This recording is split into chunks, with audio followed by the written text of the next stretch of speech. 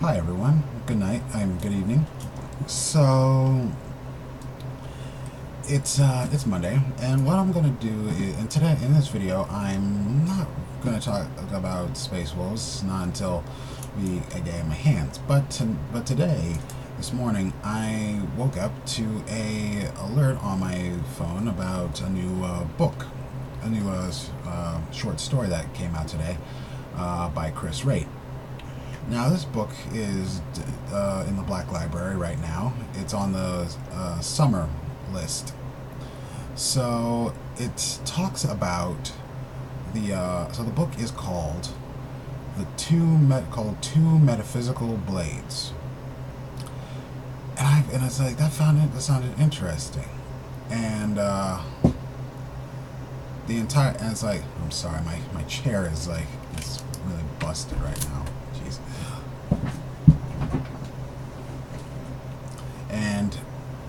and it was a very interesting read. Now, in this video, there are going to be spoilers, so unless you don't want to be spoiled, and it's a good book. I mean, it's a good short story, and it's like, you can, if you want, you can just when you finish reading it, you can come at this video later. But anyway, one of the interesting things I found about this book was that, all right, so basically here's how the book starts. The book starts in this old forgotten fortress that the Emperor of Mankind was working in, and he was with Malcador the Sigillite. Now what they were working on was the creation of two weapons. The weapons were as they were known as, were the Apollonian, and the Dionysian. We all know first off, we know what the Apollonian spear is. It belongs to Constantine Valdor, the chief custodian, the captain general of the Emperor's personal guard. And now, but the Dionysian spear is the spear of Russ. They're twin weapons, which is it's just interesting. And it's like they were both crafted by the Emperor then they were designed to be used by Valdor and Russ. And it's like I was giddy when I was reading this through and through. My mind was processing all this information. So it's like, and the thing is, so basically, the spears are, so basically throughout this in the earliest part of the story, Valdor, who was recently created. He's not the first of his kind, but he was the greatest of his kind. He was perfect. He was basically perfect in every way. All that, he was perfect, and he had the Apollonian spear, and was defending his the fortress, and he and 12 other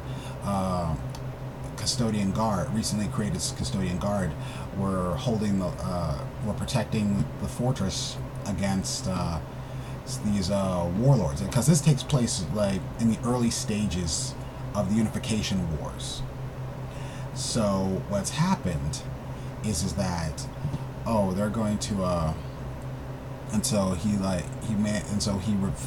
they fought off this vast horde of these Terran warlords, and the spear revealed, and he killed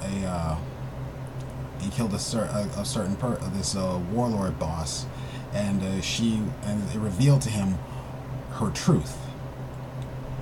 It revealed to him, like, this is who she is. These are her imperfections. What she could destroy her as a person. And it's like her weaknesses. Because the thing is that both spears are capable of revealing the truth. It's just that they're in different ways. Kind of like Apollo and Dionysus. They are both sons of Zeus, but they have but they have their own differences. They're opposites. The Apollo is more logic. Apollonian is more control. Is more logic and order and control, while the Dionysian Dionysian is more instinct, irrationality, chaos, and all that, and kind of intoxication. But it's very an interesting understanding of the relationship between Valdor and Russ. So later on in the story, Russ has just come off the Wheel of Fire camp. Russ and his legion came off the Wheel of Fire campaign, and it's telling how the Emperor gave him the spear, and Russ was hesitant with the spear. Once he held it, it was like he was trying to fight it. He was trying to fight this. With the spear, kind of like this energy that the spear was giving off, this essence that the spear was giving off that he didn't like. And this was like he finally speaks with Valdor about this, and it's like Valdor is telling him, listen to the spear, listen to what it tells you. And it gives you more understanding of how Russ kind of approaches that spear. And now and later on we get to, okay, this is what happened after Wolfsbane, and this is after the Siege of Terra. Valdor speaks with Russ, and Russ is telling him he didn't like he didn't know what the spear told him. He doesn't know what it wants. He doesn't know what it's trying to do, because the spear of Russ, the Dionysian spear, only is capable of revealing the truth, but only to those it strikes. It reveals the truth of who the person is to themselves. It reveals them. It awakens themselves. It makes them aware. And it's very interesting. And it's like after the scouring, on the final, like after the scouring was over, Russ was holding the great feast, as we all know. It is said that Russ received a vision. Well, here's the thing. We now know what Russ saw. Russ saw Valdor, because basically the two spears are linked, and in a way so are they. So their fates are entwined together. So basically Valdor and Russ saw Russ, and they communicated and they likely communicated psychically with each other. And basically not long after Russ left the Fang, it's like basically almost at the same time that Russ left the Fang, Valdor slipped out of the Imperial Palace and left. The spear of the Apollonian spear was left on Terra, locked in a vault as a relic, and the spear of Russ was placed on Garm, where it has kind of fought in lesser hands for a little while, from time to time.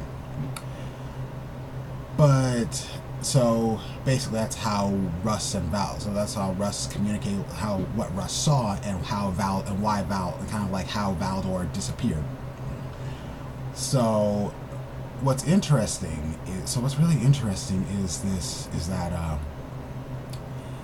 the concept of it is very like the Greek, like Ray used the Greek gods as a metaphor for how these spears operated, and not just that, but the personalities of both Valdor and Russ. So these spears were meant for something important likely later on, and we don't know what the Emperor was thinking because he likely may have foreseen the Horus Heresy, and he created a way to counteract them. So likely, it's kind of like in Avengers: Infinity Wars. In order to win, they had to lose. They first had to lose. So maybe the Emperor was trying, okay, in order for me to win against Chaos, I have to lose. So, or kind of like beat them to a tie as best I can. So, and I was recently on Bolter and Chainsword, and I was like, I felt like they were talking about how the true name, how like, okay, maybe Russ doesn't really know the true name of the spear, and it's like, maybe it's not, maybe Dionysian is not the spear's name, it's more of a title, kind of like in Mortarian's Heart, where Caldor Jericho was trying to banish Mortarion, but he kept saying what everyone knew him as and what in his title. So like, you're just telling me you're saying my adopted name and my given title. That's not my real name. Nobody knows my real name save for the Emperor himself. So basically, the Emperor knew. So basically, we all know the true name of Russ's spear is Gungnir, because it has the characteristics of Gungnir from Norse mythology. It's just it has the characteristics. It's just that they represent. It's just that the spear and the two spears represent the characteristics of the Apollonian and Dionysian. The Apollonian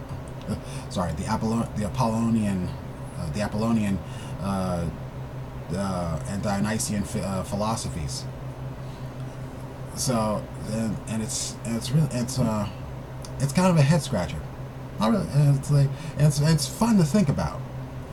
Like what, like, and it's like, but anyway, we don't really know the true name of the Apollonian spear, because, like, here's the thing. It kind of harkens me back to years ago. I watched the movie Aragon. I never read the books, but I did watch the movie because I thought it was cool, dragons. But anyway, it kind of reminds me of what the Irons' character said, and he said, "The word is the thing. If you control the word, if you know the word, you can control the thing." So basically, here's the thing: if you can control a person's true name, if you know a person's true name, then you can control that person. Same thing happened a lot in Prospero Burns. So basically, if everyone knew the name,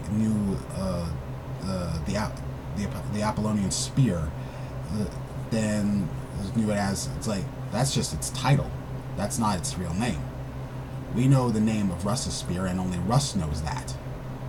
So we have a potential. So basically, we're kind of really walking into some really interesting stuff, and I really hope Games Workshop incorporates a lot of this lore from the book into the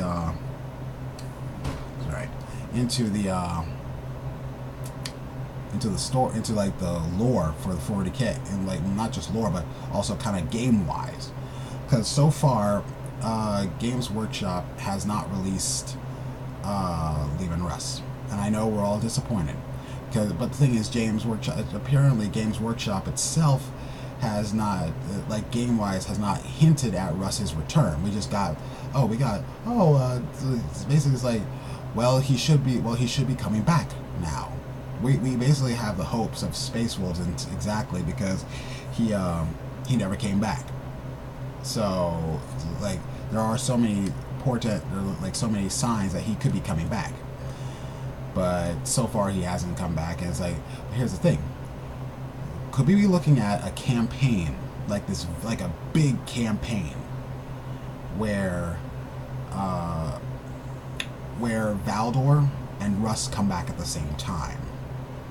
This could be a way to open up. This could be like a way of getting them in position to, okay, their fates are intertwined. So they're going to be coming back so they could be coming back together. But anyway, I hope this is kind of like a review, and it's like I hope y'all enjoy it. So have fun, have a good night, catch you later.